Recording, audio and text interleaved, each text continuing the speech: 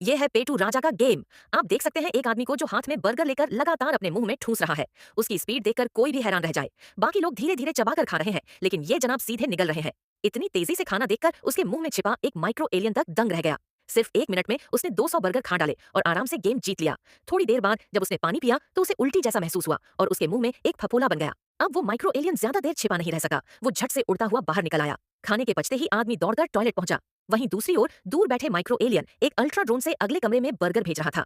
अगले कमरे में बैठे बूढ़े को ये सब इतना स्मूथ लगा कि वो सालों की नाराजगी में चिल्ला पड़ा। ये तो बहुत ज्यादा हो गया। अब सारी बातें इस ओर इशारा कर रही थीं कि ये आदमी असल में इंसान नहीं है, बल्कि एक एलियन ह्यूमनॉइड स्पेसशिप है, जिसके अंदर दर्जनों छोटे छोटे एलियन मिलकर उसके शरीर के अलग अलग हिस्से कंट्रोल कर रहे हैं।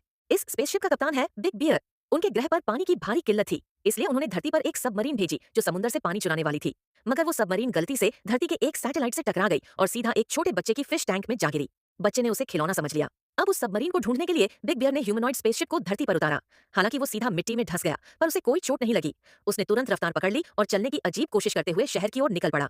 एक बुजुर्ग महिला ने उसे देखकर नमस्ते किया, लेकिन उसे लगा कि औरत उससे इश्क कर बैठी है, तो उसने गुस्से में आकर उसे धक्का दे दिया। फिर बिना ट्रैफिक लाइट देखे सड़क पर भागने लगा और एक कार ने उसे जोर से टक्कर मार दी। लेकिन जब ड्राइवर बाहर आकर देखने लगी तो वो फिर से उठ खड़ा हुआ और चुपचाप एक गली में घुस गया।